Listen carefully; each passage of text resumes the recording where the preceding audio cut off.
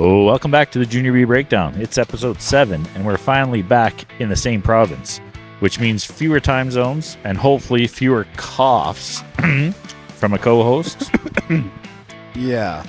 This voice isn't back to 100%, but after a week of soup, tea, and junior hockey scores, I wasn't staying on the injured reserve any longer there, Dwayne. It's great to be back in Alberta, even if the NyQuil hasn't worn off yet. You got that on the plane? Yeah, Port Airlines, free NyQuil. One shot for every traveler. You sound like a guy who just played 3 games in 3 nights. We've got a packed show. I wouldn't say packed. Probably like your carry-on, more like it, Chet. Yeah. We'll sit down with head coach from the ice, Scott Hood, and talk about his team's roller coaster of a start to the season, and then what it's going to take to get them trending the right way. Yeah, and then we'll bring you our Around the League segment, breaking down all the results, some highlight performances, what a weekend, and maybe a few surprises from across the NEA JBHL. And of course, we're going to wrap things up with another round of Concession Confessions, where we dig into the best and occasionally most questionable snacks in the rink around the league. Hey, it's all good this week, Dwayne. We got great things to share, but don't worry. This week's taste test also comes with a side of Hall's cough drops. So buckle up, grab a coffee, and maybe some cold medicine, because episode 7 of the Junior B Breakdown starts right now. Let's drop the puck, Dwayne.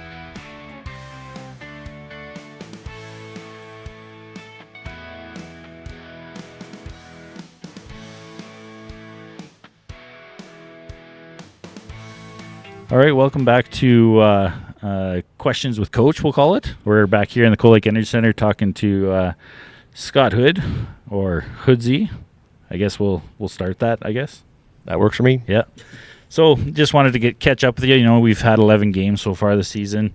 You know, looking at, you know, kind of what we had at the start of the season compared to where we're at now, are you thinking this is where the boys should be by now, or you think we're kind of coming out of something? Yeah, I mean, we're kind of right in the middle of the pack. It's nice to be there. Mm-hmm. You know, we've got this league is pretty good.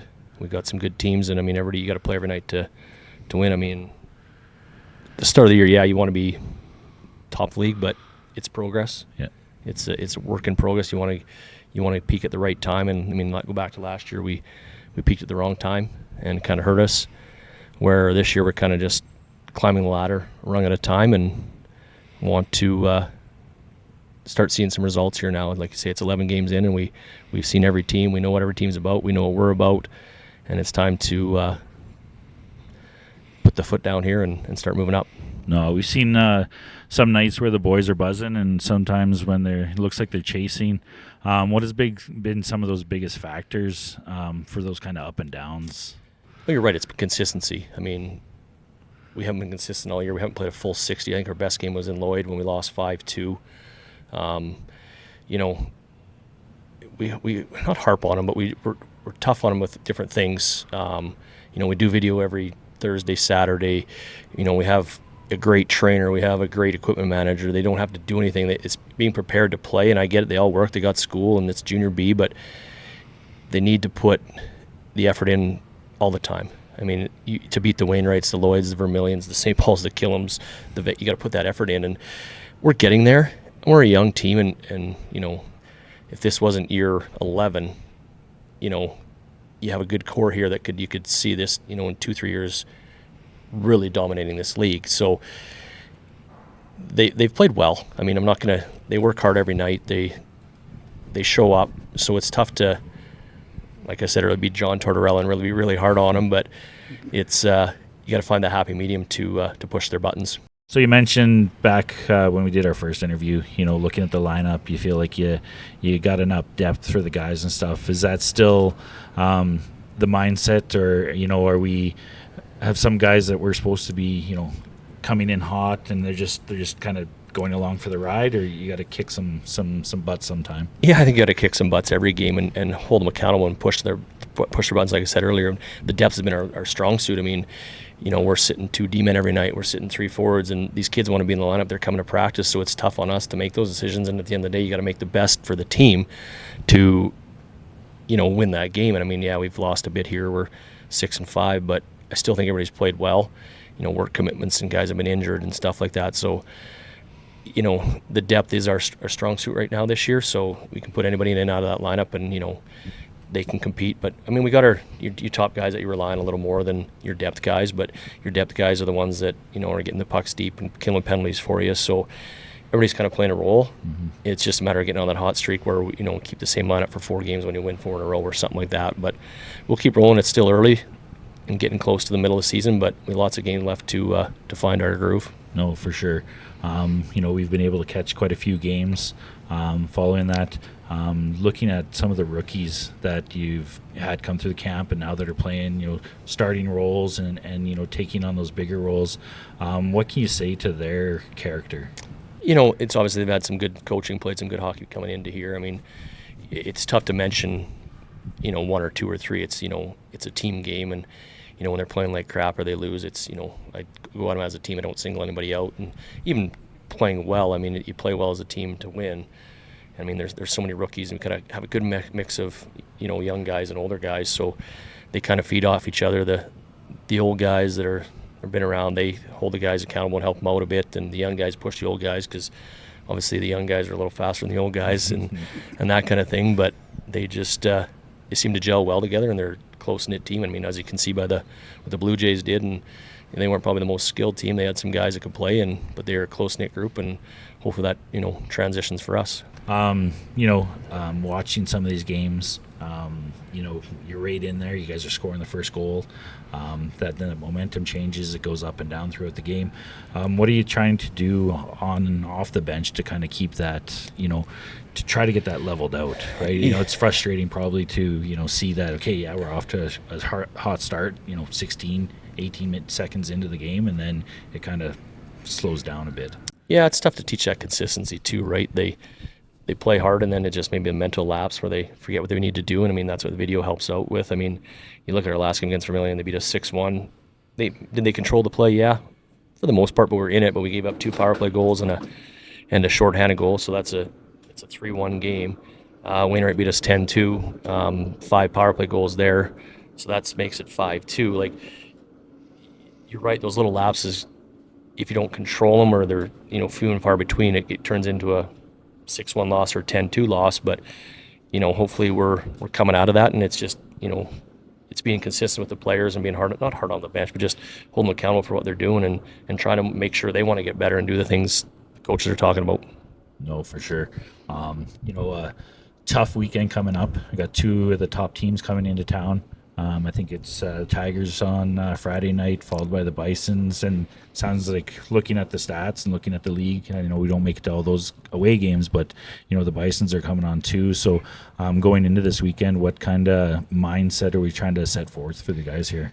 I'll just be competitive. I mean, you can, obviously you want to win, and I mean, I say that all the time. The guys want to win, but it's competing for 60 minutes and giving yourself a chance, instead of playing 40 and then getting beat 8-2 and that. The guys have to show themselves. I mean, this coaching staff believes in the board, everybody else, you guys, everybody believes in this group, and they have to believe in themselves. So they need a good game, couple games. I mean, if you lose both and lose 3-2, it gives you some confidence going that they can play with these guys, because obviously come playoff time, playoffs go through Wainwright, Vermilion, Lloyd. So if you're losing 9-1 or 6-1, or you're not, your confidence and your mindset is kind of not messed up, but just not ready to play them, beat them in playoffs. So we got enough games against these guys, and we work hard at practice and do enough stuff that hopefully we can have a good showing this weekend. No, for sure. Like I said, we're just kind of into the third of the season here.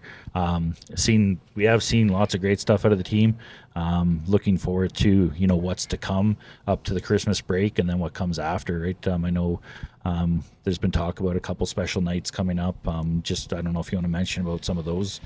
Yeah, I mean, this organization is great. I mean, we have a lot of good people, obviously, starting with Dale, our president, and our board, you two, and past presidents and stuff that have do so much, and we try to use our little bit of platform we have to help out the community and do our part. And I mean, there's so much to mention. I mean, the food bank, we'd always do that kind of thing, and Santa's Anonymous, and just military appreciation night, and just different things that we do just to help out. I mean, he gets fans in the stands to, you know, cheer on our guys and stuff, but there's always so much going on, and it's one, I mean, we've seen it for years where, you know, we're always the first ones doing it. Now you see other teams copycatting what we do, which is great. I mean, that's what it's about, and, you know, help each other out. So, I mean, get down the rink and see what we got going on and watch some good hockey. No, for sure. So those games this weekend, we've got, I believe it's Friday night, 8 o'clock puck drop against the Tigers, and then the Bison are in town at 7:30 on Saturday. So, Hoodsy, appreciate the time.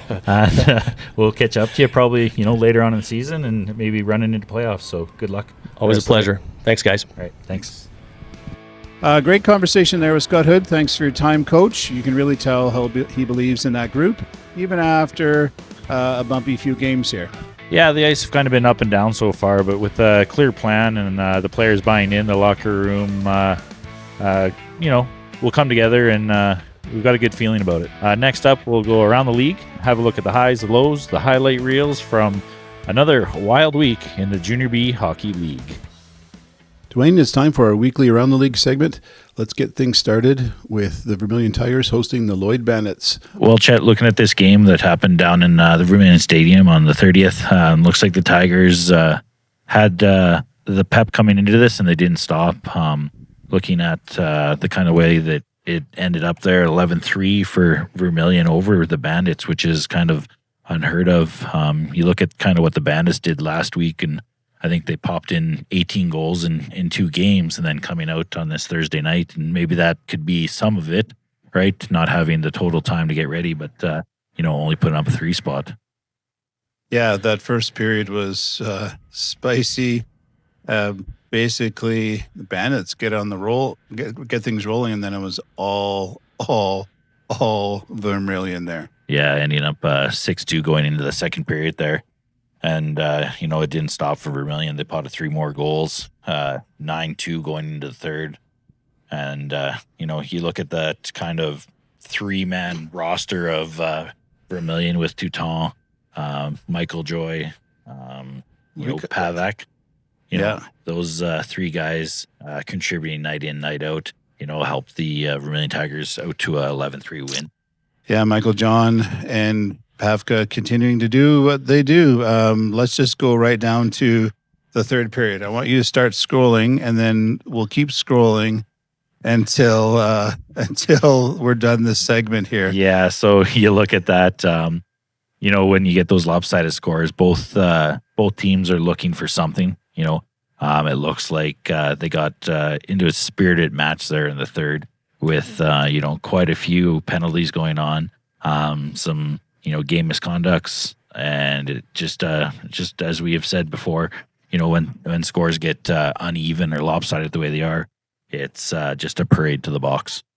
Yeah, Coach Josh will be having some, you know, after that game, probably had a team meeting, and I know they'll be bouncing back and ready to go again next week, this weekend coming up. No, for sure. Looking just kind of at the goalie situation, looks like both goalies for Lloyd got a little bit of puck pressure or puck marks on them in that game, with both of them seeing some energy in that game, kind of splitting the game there. So, and then you look at Aiden Fox, right? Been solid all year so far. So, with that being said, let's go to the next game. Yeah, so Vermilion back to back. Yeah, heading up to St. Paul to play the Canadiens. And no scoring in the first, so looks like St. Paul came to play. Yeah, no, kind of a spirited match between both of them. Like you said, with no score in the first, they're kind of just feeling each other out. Maybe a little bit of road legs there for Vermilion coming in after, you know, playing a spirited game the night before. But then they, you know, in the second period there, Mr. Kapchak opened the scoring, and then Jacob Labant got it tied up there just before the end of the second there. In Quebec, we'd say Labon. Labon.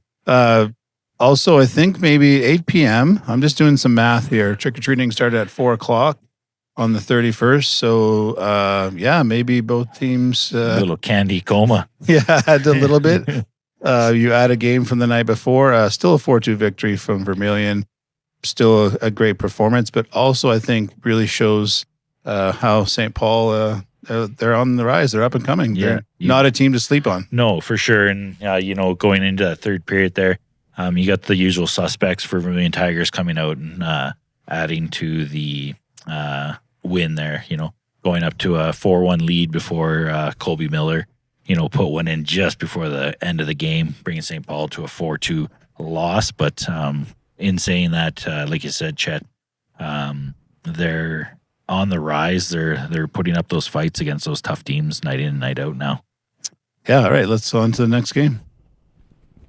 October 31st, second game of the night, 8 p.m. in the Wainwright Peace Memorial Multiplex, where the Wainwright Bisons are doing Bison things. Yeah, looking at, a 9-3 victory over Vegreville. A little coaching change there in Veg over the last little while. Looks like Veg's putting more pucks in the net over the last couple games, but you're coming up against a hot Bison's team, and you look at the scoring there. Veg actually started the scoring with potting 2 goals right off the bat there, almost a minute apart. One power play goal and then another one from Brody Van England. Yeah. And then the Bisons, doing their Bison things, right? You got Riker Singer with potting 2 just before the end of the period there, making it a 3-2 Wainwright lead going into the second, where they took over and 3 more goals in the second. Yeah, I was really glad to see here the Veg Rangers putting 3 up in this game and just getting some points on the board, staying competitive. It also looks like, the penalties are pretty even on both teams, so just both teams just wanted to play. So no, for sure. And when you can put up a 9 spot, you got to throw a lot of rubber at the opposing goalie, and Wainwright just did that. They put 42 shots on the Veg goalie, and when you put that many shots on, you're going to score that many goals. So good job on Wainwright. Off to the next one. November 1st, 7:30, Cold Lake Energy Center.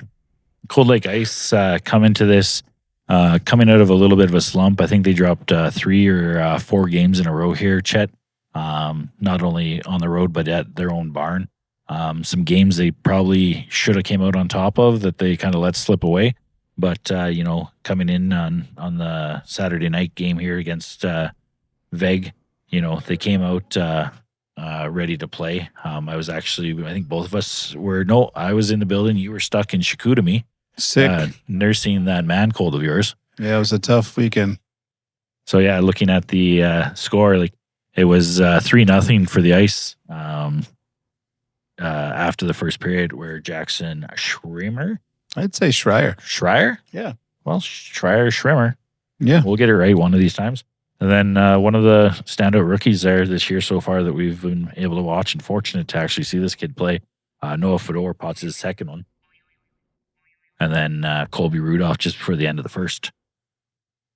Yeah, it looks like in the second, Ice got on the board from Carter Breen, unassisted, and then got a couple here from the Rangers, Cooper Saville and Michael Jameson.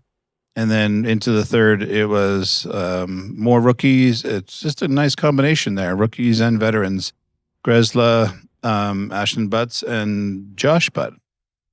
So I think it was probably a good game. I had to watch it on the huddle. So overall, it was a good game for the Ice. Get their confidence, get their legs back, and start gelling as a team and getting things fired up on all cylinders, as they say. Yeah, it's probably the right time for Vegreville to come to town. The Ice really needed this one, like we talked about before, on a little bit of a slide. But getting this win, hopefully it'll carry on. They've got 2 tough games coming up this next week between, I believe, the Tigers and the Bisons are coming to Cold Lake to face off. But other than that, we'll give a shout out exactly to Mr. Peddle. He played phenomenal in this game. I know he did allow 3 goals, but Vermilion came out and they were shooting good. I want to give a shout out to Michael Jameson from the Veng Rangers for having a multi-point night there, and Cooper Saville. Looks like some guys that are grinding, working hard to get some points and pulling their team along. No, for sure. I think Michael Jameson's also maybe going to tie up for best photo op so far that we've seen. Yeah, I think if we take the mustache and then compare it to the hair from last time, it's a good one. So kudos to you, Michael. We're on to the next one. All right, last game, November 1st, 8 p.m. at the Wayne White Peace Memorial Multiplex. Yeah, good game for the Bisons, but looks like St. Paul did not give up. No, you look at, we're going to start off right quick with the details, St. Paul goalie, rookie Cale Rupp, with 32 saves, only allowing 4 goals. That's, holding his team in there against a high-powered Bisons team, which St. Paul didn't give up either. They threw 39 shots towards the Bison, but Mr. Zerbiak down there, standing on his head, it's probably not the only time this year that we're going to say a shutout for Mr. Zerbiak, but they were throwing stuff there. Second period for sure. The penalties. Yeah, you look at that, Chet. St. Paul just a parade to the penalty box. I've lost fingers because I have how many penalties, but only being down, losing this game 4-0 with that many penalties. What's the takeaway from that? Yeah, it looks. It tells me that St. Paul is they're hungry and they're not gonna lay down for anybody. And even looking at the penalty line there, you can see Jacob Lebon really trying to get his team going, coming in tough, and looks like he was tough and maybe talked himself into an early exit there in the second period with getting a couple of misconducts. But sometimes you got to respond physically and try and change the momentum in the game. Well, no, and you look at even the scoring line. this is it's a great story for the resilience of St. Paul, right? Wainwright, of course, had only 4 goals, but St. Paul being that shorthanded for that much time in the second period, and only allowing 1 goal. Yeah, and maybe this is a game that St. Paul can take, as even though it's a loss, it could be a bit of a turning point here for them to build on things for this weekend coming up. No, for sure. We should probably give a shout out to, not probably, but Ryder Zubiak. You deserve a shout out for the shutout. Yeah, you betcha. So good job, Ryder.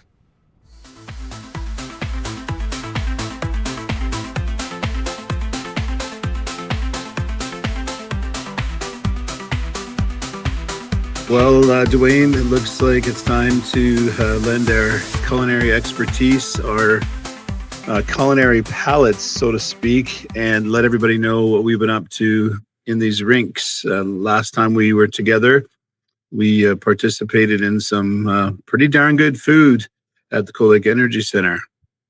Yeah, no, it's a little different than our first get together when we went down to Lloyd, but really interested to review, of course, your favorite Le Potato and Le Curd, and my, burger of choice, I guess. Yeah, why don't we start with the burger that you had, because I also had it, but I'm interested to hear, the whole experience of the burger. Yeah, no, for sure. So, Game Day Grill in Cold Lake, they, put on actually a really good burger. It was actually delivered to us. We didn't even have to go and get it, which was, a nice little, how do they say, je ne sais quoi or something along those lines. Prepared for that. Actually shocked us.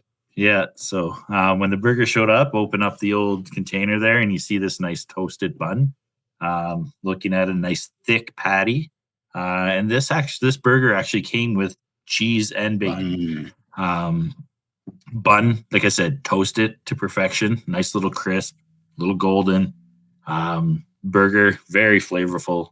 If I was going to go right now between the two places that we've been, I'd probably lean towards Cold Lake. The burger was fresh. It had great seasoning in it, had a nice little char on it.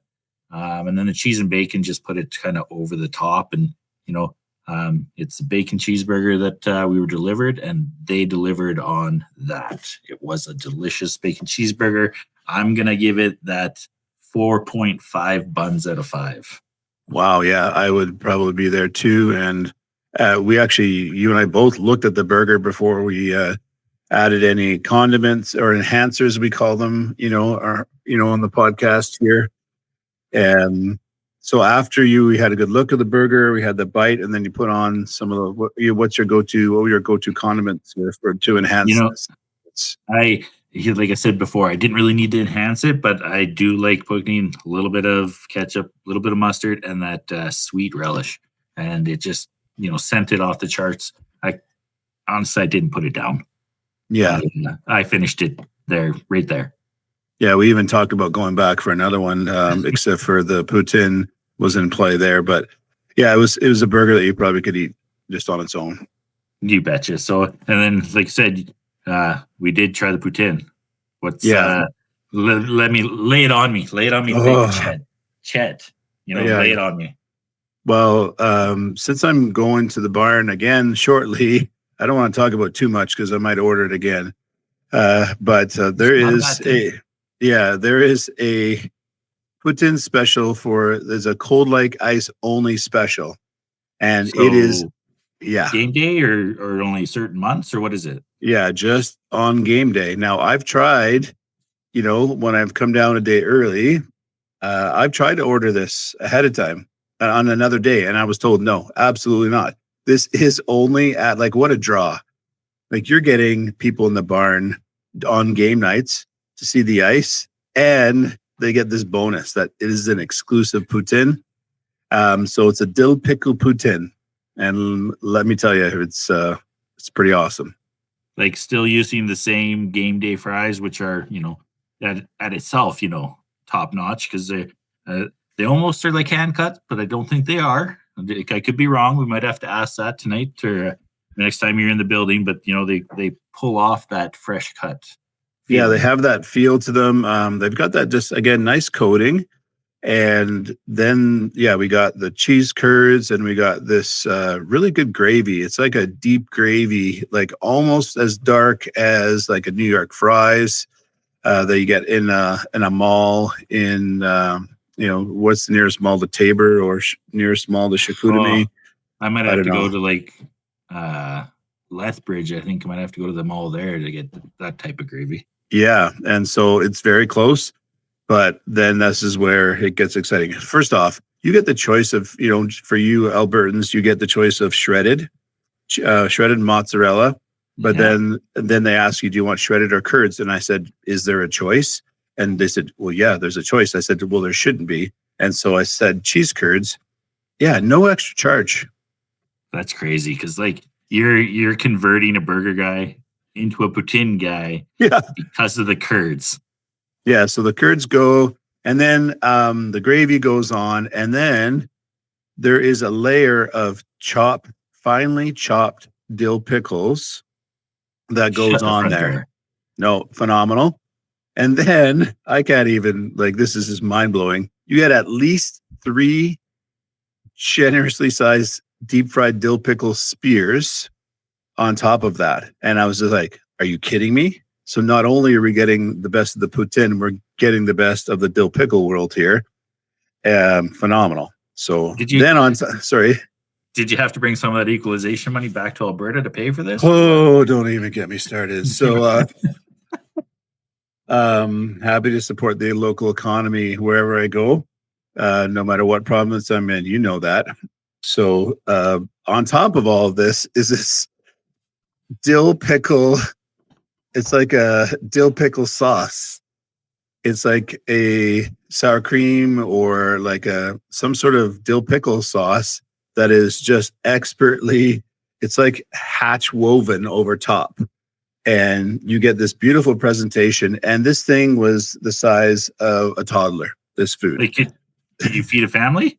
Yeah. And I actually, Mrs. Lechetter was traveling with me last weekend and came out to the game. Any little squeakers come this time? Yeah.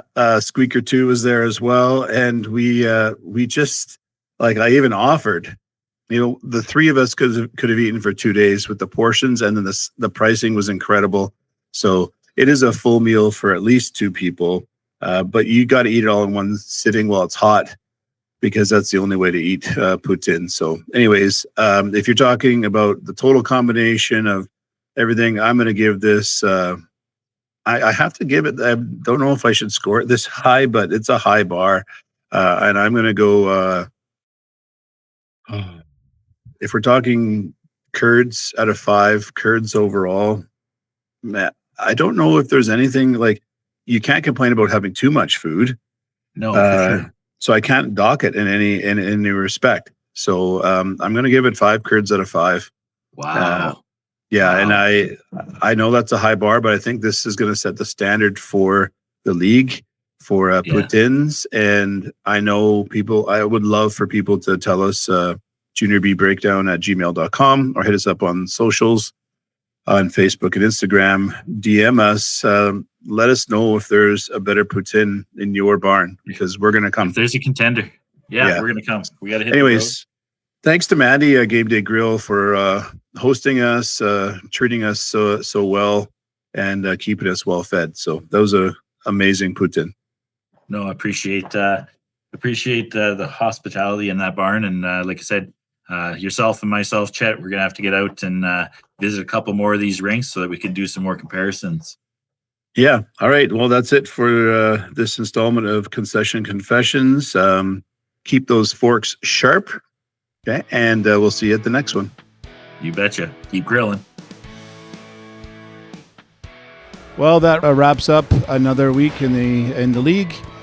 Week 7 for us. Can't believe we got into week 7 already here, Dwayne. I didn't know if we were going to make it out of the starting blocks, but seems like we're doing something right. Yeah, and so from Cold Lake to Lloyd, and every rink in between, it's been a full week of stories and snacks. Yeah, and we'll see everybody next week for interviews, updates, and probably, sooner than later we'll come back to Concession Confessions.